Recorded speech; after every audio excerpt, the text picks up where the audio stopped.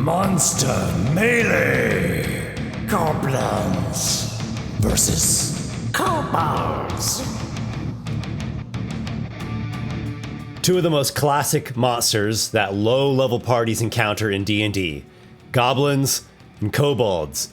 But what happens when these small-sized scoundrels encounter each other? Welcome to Monster Melee, everyone. I am your game master and commentator, Esper. In today's matchup, we have 5 goblins along with their leader, Gakabraz, who is a 3rd level goblin rogue, versus 5 kobolds and their leader, Snesdi, a 3rd level kobold sorceress. And for today's battle arena, we have the overgrown labyrinth. This actually comes from my adventure series, Trials of the Neophyte. You can also find it on my Patreon page.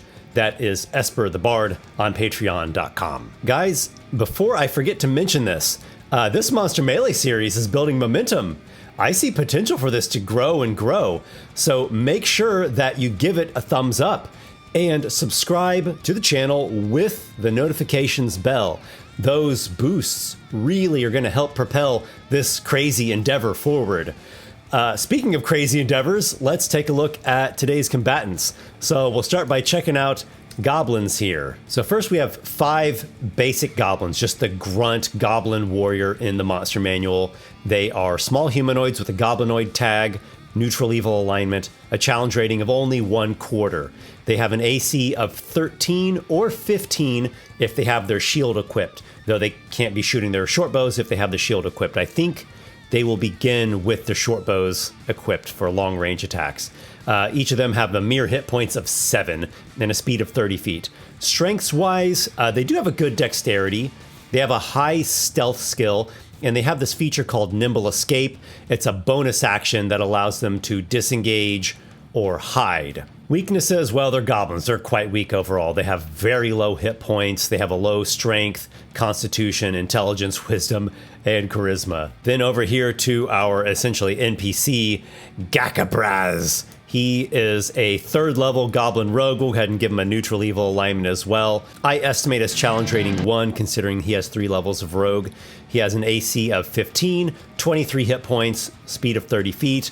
Again, one of the strengths, he has good dexterity. He has some good skills here, like his stealth and sleight of hand are really nice. His acrobatics is good. He has proficiency with thieves' tools. He has the sweet sneak attack of an extra 2d6 damage whenever he has advantage on his attacks, or if he hits a target that is next to one of his goblin allies. He also has that fantastic rogue feature, Cunning Action, where as a bonus action he can disengage, hide, or dash to move up to his speed yet again. Now we move over here to the pack of kobolds, the 5 of them. So again, just the basic kobold or grunt kobold warrior, also a small humanoid, kobold subtype. Lawful Evil is their most typical alignment.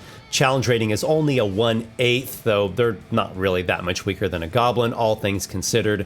Their AC is only 12 and their hit points are only 5 and a 30-foot speed. Strengths-wise, they have good dexterity and the amazing pack tactics feature, which means a kobold has advantage on its attack roll if the target is next to one of the kobold's allies. Weaknesses, well, where do we begin? Everything else basically is a weakness. Low AC, very low hit points, sunlight sensitivity. I probably won't have that come into play here. We'll say it's like dim or nighttime or overcast or something of the sort. Low strength, con, intelligence, wisdom, and charisma. They're kobolds. They're incredibly weak. And then Snesdi, this is their leader here. She has 3 levels of the sorcerer class. Also give her a challenge rating of 1. Her AC is 13, though asterisk on that, she does have the shield spell. Her hit points are 19, speed of 30. Strengths, she has a good dexterity and charisma, that same pack tactics. She has dragon ancestry, a red dragon ancestor, that's what's giving her that AC of 13 and resistance to fire damage. She has her spells, which I'm showing on the screen here. Things like Firebolt, Mage Hand, Shocking Grasp, Ray of Sickness, Shield, Sleep, and Scorching Ray is her most powerful spell. She also has the Sorcerer's Metamagic, giving her 3 sorcery points, and her 2 metamagic choices are Empowered Spell, because she wants to feel strong and empowered, and twin spell. So she could use twin spell with Firebolt, Shocking Grasp, or Ray of Sickness to target 2 goblins instead of just 1 at a time. Before we jump into the action, I do want to make a great announcement. My new 5e book, Monstrous Heroes, is fully launched now. It is available in hardcover, in PDF. Go check it out, guys. There's a link down in the video description. It has 17 entire monster classes. They are actually race classes. Players could use this. DMs could use this to make NPCs. If you've ever wanted to play a werewolf, a dragon, a celestial, a construct, a fae, I mean the whole real deal creature, not a humanoid with a tiny little trace of ancestry.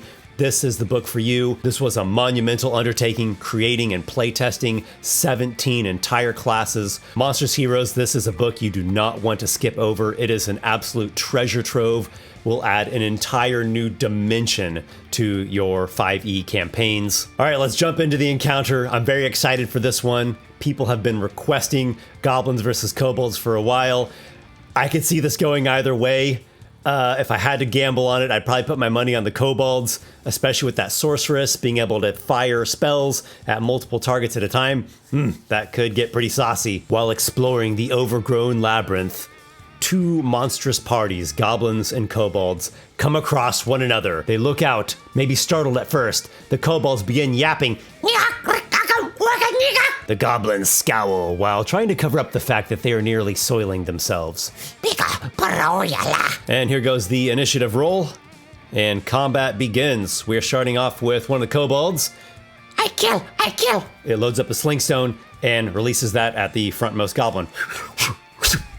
Rolling with disadvantage for long range, it does not want to move closer. Buzzes right past the Goblin's head, and the Kobold heads back that way, hoping to save its scaly hide. Okay, we have this Goblin here. It will move just part of its movement. It will take aim just at that Kobold it has a clear shot on with a short bow that is better range than a sling, so it makes an attack without any sort of disadvantage. That's 13 to hit. That will do it. And the Goblin's arrow flies in there and skewers the Kobold right through its belly. And as we all know, Kobolds die just as easily as that. Goodbye, Kobold B. And then that Goblin will finish its movement there and go ahead and do a stealth roll. Actually, what I typically like to do with stealth is to wait until someone might be seeing him, then check the contest of stealth and perception. So we'll remember that Goblin B is using stealth. And now we go on to Snesdy. This could be bad for the Goblins. She got a good initiative check. She's probably going to go with Sleep. Sleep's like a 20-foot radius, so you can get all of those Goblins, right? Yep, she can get all 4 of those Goblins in a sleep spell radius. So she chants her spell, and a wave of lethargic energy washes over these 4 Goblins here. She will roll, it says like 5d8s, and that's how many hit points worth of enemies she can knock out. All right, she got 31 hit points worth. There are 4 Goblins, they each have 7 hit points, 7 times worse. So all 4 of these are knocked unconscious. They slump to the ground and are now asleep. All right, Goblin E's turn. It is sleeping. Gakabraz. Oh, I shouldn't forget, Snesdy is not going to stand just right there. She will go ahead and go back there to stay in full cover. Okay, Gakabraz, he will... Gosh, I think he probably wants to wake up an ally of his. So he will go there. That's like 7 feet of movement, and he will wake up Goblin D. So no longer sleeping, still prone though. Back on your feet. And then Gakabraz will continue with some movement. Let's see, that's 60 feet there. This is difficult terrain through these like chunks of rubble. So there's his speed. Still has his bonus action. Let's count that as hide. And again, I'll just do the stealth versus perception check when it actually matters. All right, Kobold D. Probably going to be launching a Sling Stone. It's disadvantage for a prone target and for long range, but against an unconscious target it is advantage. So those cancel each other out and will just be a straight roll. All right, the Kobold attack comes to only a 10, not good enough. The Sling Stone smacks off of the ground, and the Kobold heads back this way. I miss you. All right, Kobold E here is following suit, so let's make that attack roll. The Sling Stone clacks against the wall. These Kobolds are just not getting great attack rolls. All right, we go to the next combatant is Goblin A. Goblin A is asleep, all right, and Goblin C is also sleeping. And Kobold C will be I think the last of the Kobolds to attack. Let's see if it can have any better luck. Also rolls the same as the last one, and the sling attack is a dreadful miss. All right, Kobold B is dead, and Goblin D is the one that got woken up by Gakabraz. I think he's going to stand up and wake up one of his allies. Standing up takes half the move speed. He'll move over there. Oh, wake up! Wake up! And he jostles awake his ally, which is tagged as Goblin E, and then he will go there, and we'll say uses the hide action. All right, that brings us to round 2. So at the start of round 2, we have 3 goblins that are using the hide action. That one is prone, and then these 2 are asleep. And for the kobolds, this one is already dead. These have taken full cover back here behind the wall, and Snesdi has used a first level spell. All right, Kobold A probably will pop out, try to take out one of those sleeping goblins yet again. Just have to make sure that it's within 60 feet. That's the max range. Okay, it needs to go 5. So it's going to go 5 feet more, make the sling attack, and then come back that way. All right, so here's the attack roll. See if I can roll anything better. That's better. And finally, a kobold hits, dealing 4 damage to the sleeping goblin that will wake it up. It doesn't quite kill it. The goblin squeals in pain. No longer asleep, still prone on the ground though. And we go to Goblin B, which is the one who had hid over there. All right, so here is the plan. He will come just to the edge, keeping cover they can hide behind, and knocks an arrow. He has a readied attack. We go on to Snesdi, who is going to creep around and take a peek out. Now, what do we have now? Goblin B will go ahead and roll the stealth check. He's got like a +6. Quite easily succeeds, has successfully hidden from Snesdi. Does he want to take the shot while she has like 3/4 cover? I think he'll go for it. Here we are. There's an 18 to hit with 3/4 cover. That is exactly hitting Snesdi. I think she is going to put out a shield spell. And a quick shield of force blocks the goblin's arrow, though that does burn another first level spell slot in her reaction. She is now aware of Goblin B up there. I'll say she leans out just a tick more to get a little bit of a better angle and will attack against Goblin B with just, I'll just give him half cover since she came out a little bit more. She casts a firebolt. There is a 23 that certainly hits. Firebolt deals 8 damage and roasts Goblin B. He is out of there. That is 1 dead goblin, and Snesdi will head back with the rest of her speed. Goblin E is going to stand itself up. Half speed is used up to get upright. Just saw one of his allies get roasted, so he will, I think he's going to dash to come over here and will hide. Yeah, he'll hide like that. And then Gakabraz, already hidden, he'll move across some of this difficult terrain of these rubbly chunks. There's his speed. Let's say cunning action to dash to there so he can get a little bit of a look out, and will ready an attack with his short bow. Now we go over to Kobold D, taking careful cover back here. What would the leader suggest in this situation? Wait until I knock more of them out with sleep before you go out there. So she is saying, wait, don't get shot with arrows poking your head out. So we'll just say Kobold D is using dodge, and then E will follow suit with that. So D and E have used dodge. Goblin A, the one who got damaged, he will pick himself up from the ground. Oh, shite! I think Gakabraz will command him, take cover there, and points him over to there, where he will hide as bonus action and ready and attack. Goblin C is actually still asleep. Kobold C will dodge.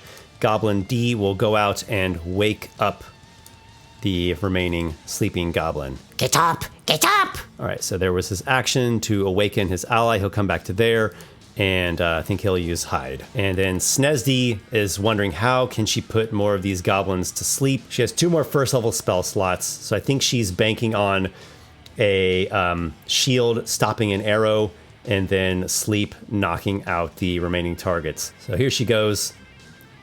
Maybe the bravest of the kobold lot.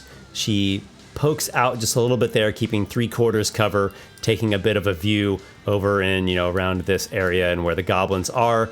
So let's do some ready attacks. Actually, first we'll check the stealth. So we'll check first Goblin A's stealth. He's got a +6. And her passive perception is not good. It's like a 9. Yeah, all right, so he easily succeeds. And Gakabraz will roll his stealth as well. He's got like a +7. Okay, they both easily succeed on their stealth checks, so their attacks will be at advantage. So Goblin A attacks with advantage. That is a 21. Snezzy, even with a shield spell, that is still going to hit you. The Goblin's arrow strikes her for 4 damage. She goes from 19 to 15. I forgot to mention this. Both Snezzy and Gakabraz have a potion of healing. I thought would be appropriate considering they have 3 character class levels. And then Gakabraz will make his attack with advantage. This could be big. Got a sneak attack coming in. He sure does on a nat 17. Here we go. It's got a total of 3d6 plus 3. That is 10 damage. Snezzy is down to only 5 hit points. She really paid the price for this. I hope her plan was worth it. All right, she's going to put her sleep spell there. That is going to be affecting all 4 of these targets potentially. It starts with the lowest hit point creatures first. The roll is decent. I don't think she wants to spend a sorcery point for Empower. Just one of the d8s was a 2. The others were a 7, a 6, a 4, and a 4. That's not really worth it to use an Empowered on that one. So she will knock out 2 of the goblins, the Wounded One and Goblin E.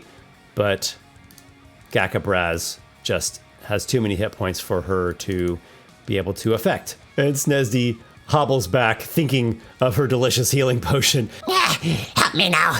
Kill them. Okay, we've got a sleeping goblin, and we have Gakabraz's turn. So he wakes up the goblin that is right next to him.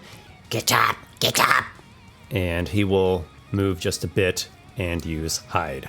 We go over to Kobold D, who is going to aid his mistress by administering the health potion, or rather healing potion. So this is 2d4 plus 2 hit points regained. Snezzy gets back 7 hit points. She goes back up to 12, a little bit better. And she's essentially telling her kobold allies, now is a chance. Get in there, go swarm them. It's pack tactics time if they can pull it off. So I think Kobold D will actually end up there, kind of prepping to make the incursion. And we go to Kobold E, who is the first to bravely lead the charge. I think as brave as a kobold could be. I did consider doing this encounter like at the kobold's lair so they could have traps and like bug pits and really cool kobold things. Maybe that'll be on the rematch. This one really I think will deserve a rematch. There was a comment saying it should be a capture the flag style. I'm trying to figure out a way of how that would work feasibly. So I see a lot of potential for future goblins versus kobolds. This is not going to be the final definitive word. This is just the first battle between these 2 enemies. Goblin A is asleep. The kobold wants to go and just make short work of him and dagger him up, but had to dash. Had to use his action on a dash. Goblin C is prone, will stand up. He'll shoot an arrow at the kobold that is, getting ready to stab his sleeping ally. That is an utter miss. Rat guts.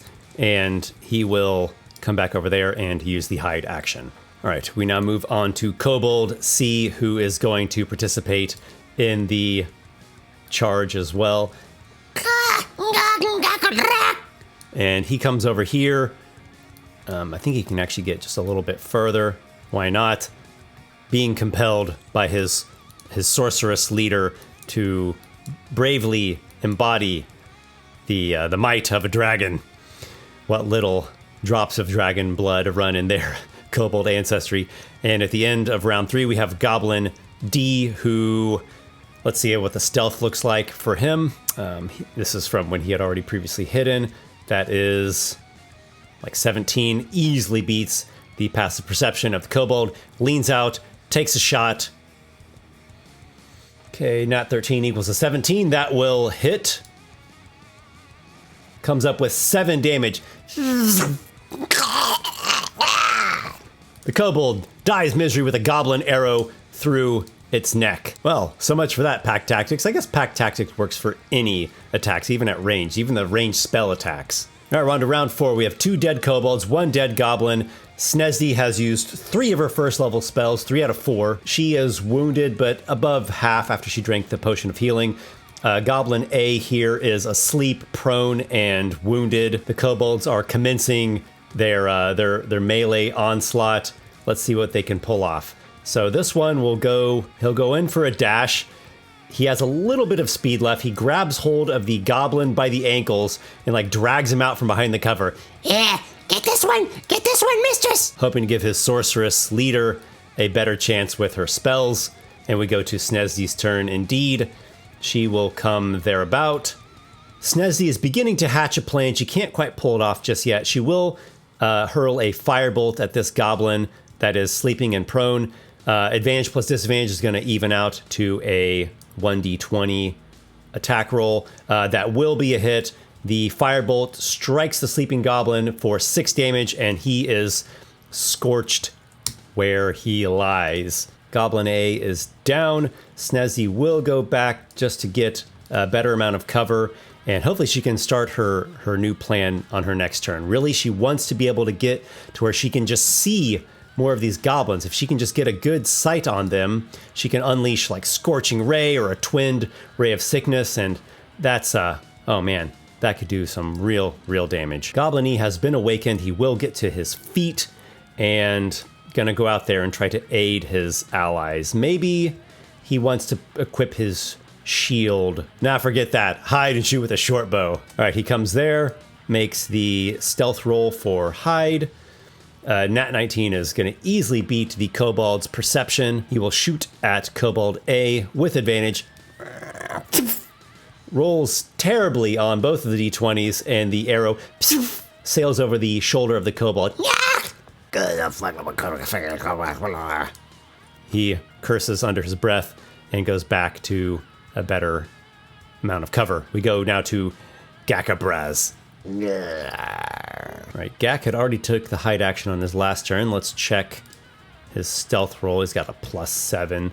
It's anything other than a nat 1. He hits the goblin's passive perception DC. All right, and Gakabraz will attack with advantage.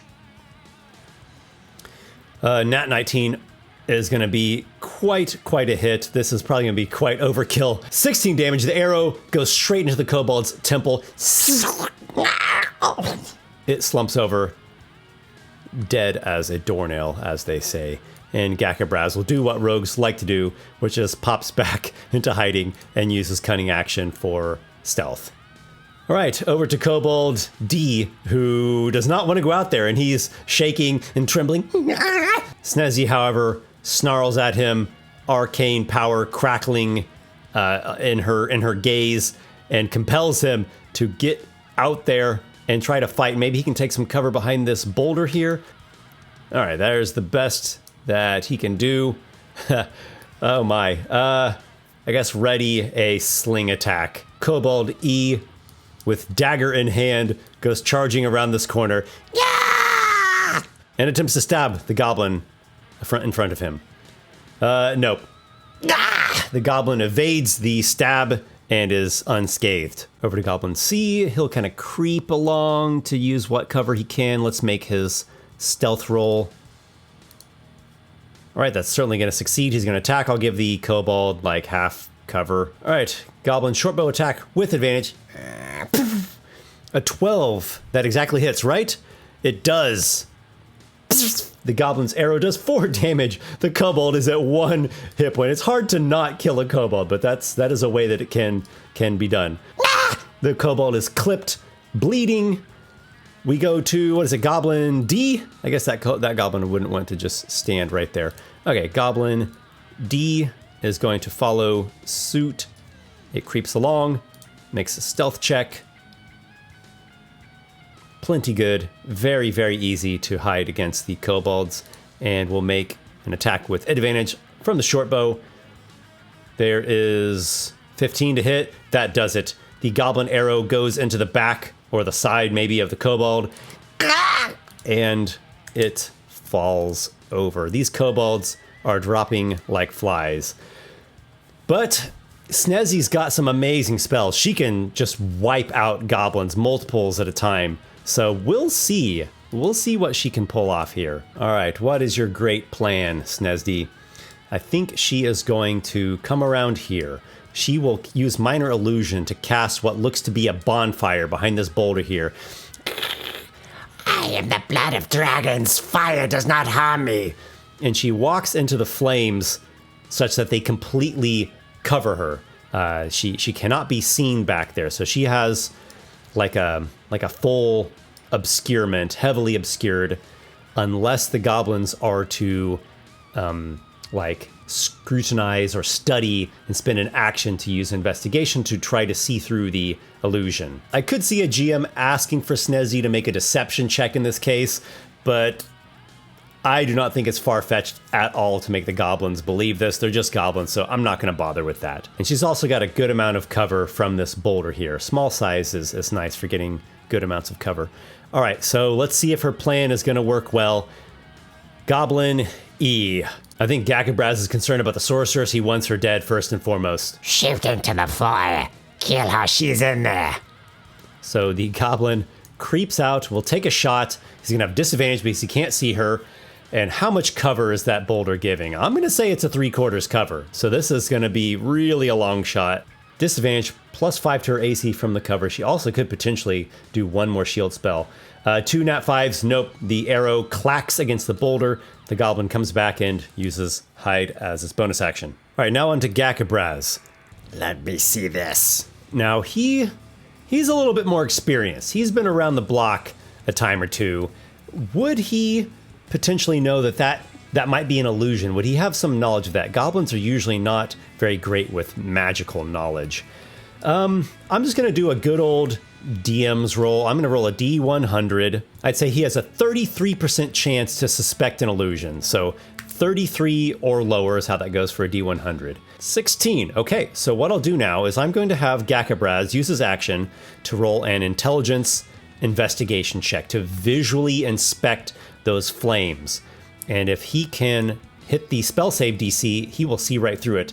That's a nat 19. He has heard of or maybe even seen illusion magic before. He squints his eyes, studies it visually from a distance, and sees right through the fire.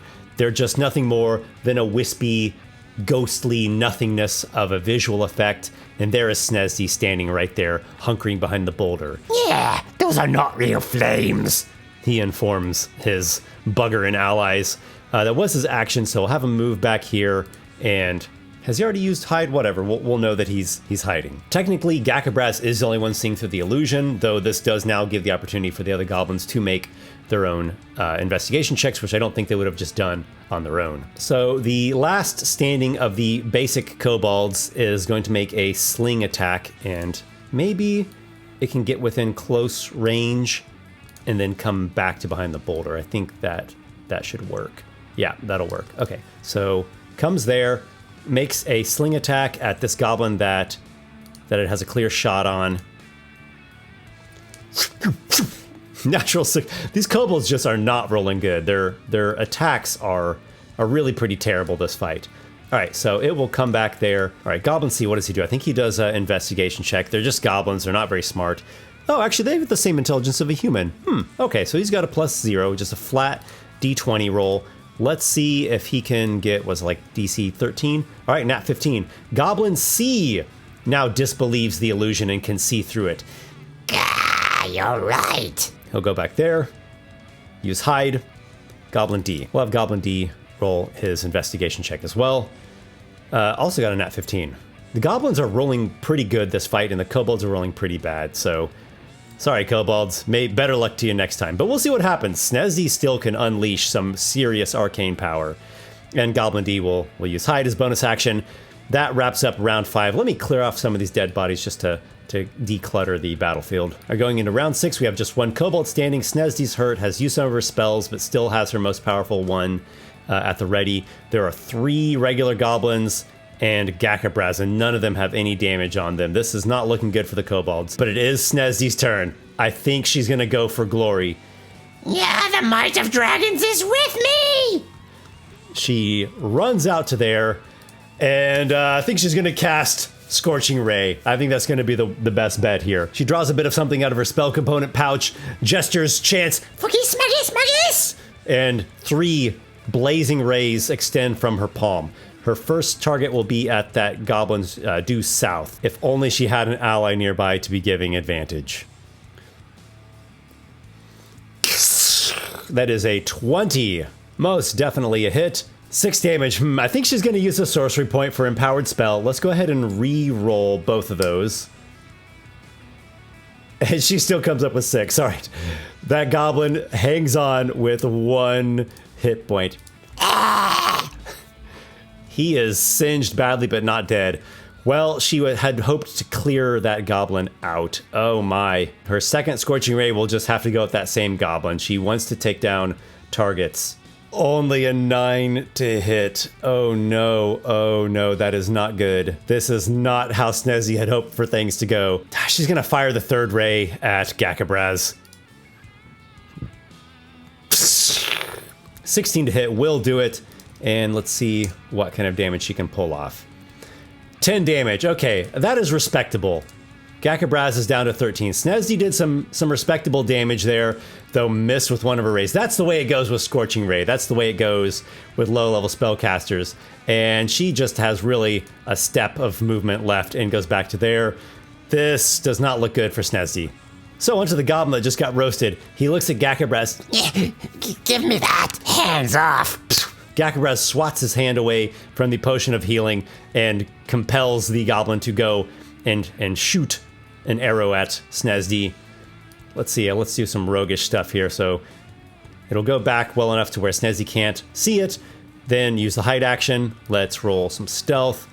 I think her perception also is like a passive of 9. Yep, that's good enough. And then the goblin will pop back out enough to attack with advantage. 15. Snezzy's gonna go ahead and use her final first level spell slot to cast Shield. She blocks the goblin arrow, and her AC is going to remain 18 until the start of her next turn. We go to Gakabraz. I think he is very much keen on the same tactic. He'll do a similar tactic. We all know it. Maybe we love it, maybe we hate it. He just has to roll anything other than a nat 1 to succeed on his stealth check. That is good enough. And then he will make his attack with advantage against Snezzy.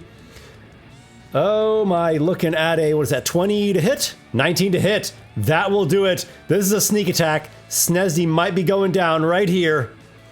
3d6 plus 3. Oh, he rolled low, and no empowered arrow for you. That is 9. Snezzy is still hanging on. She has 3 hit points left. Kobold D. I think what he'll do is he'll stand here to give cover to Snezzy and then ready an attack with the sling.